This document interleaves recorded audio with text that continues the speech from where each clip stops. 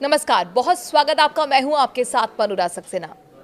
बात 8वें कमीशन की करते हैं। क्या डीए और बेसिक पे जुड़ जाएंगे? ये सवाल सभी के मन में है। दरअसल वित्त मंत्रालय ने इसको लेकर तस्वीर साफ कर दी है और क्या कहा है इस वीडियो में आपको देंगे पूरी जानकारी। प्रधानमंत्री नरेंद्र मोदी के नेतृत्व वाली केंद्र सरकार 8वें वेतन आयोग को लागू करने के लिए लगातार कदम आगे बढ़ा रही है। इस बीच सरकार ने संसद के शीतकालीन सत्र के दौरान उन सवालों का जवाब देते हुए तस्वीर साफ की जिसमें कहा जा रहा था कि केंद्र 8वें वेतन आयोग के तहत ही महंगाई भत्ता और महंगाई राहत में बढ़ोतरी नहीं करेगी और इन्हें मूल वेतन में ही मर्ज कर दिया जाएगा। आइए जानते हैं सरकार ने इस मुद्दे पर क्या कहा है। सरकार ने कहा नो मर्जर।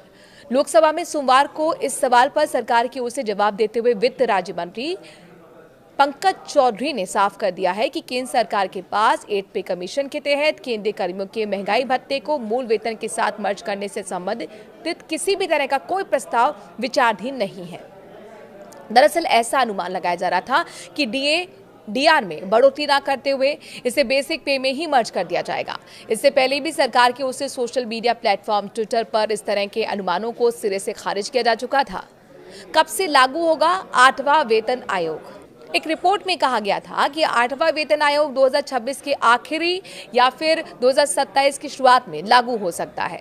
बीते अक्टूबर महीने में 8th पे कमीशन लागू करने के लिए सुप्रीम कोर्ट के पूर्व न्यायाधीश रंजना प्रकाश देसाई को अध्यक्ष बनाया गया था। केंद्रीय मंत्री अश्विनी वैष्णव ने भी कहा था कि इसकी सिफारिशें 1 जनवरी 2026 से लागू हो सकती हैं।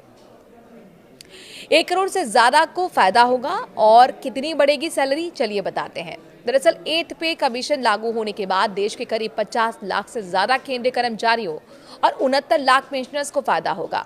अगर सैलरी में अनुमानित बढ़ोतरी के बारे में रिपोर्ट्स आई उनकी बात करें, उन पर नजर डालें तो कर्मचारियों की बेसिक सैलरी में 30% से ज्यादा की बढ़ोतरी हो सकती है।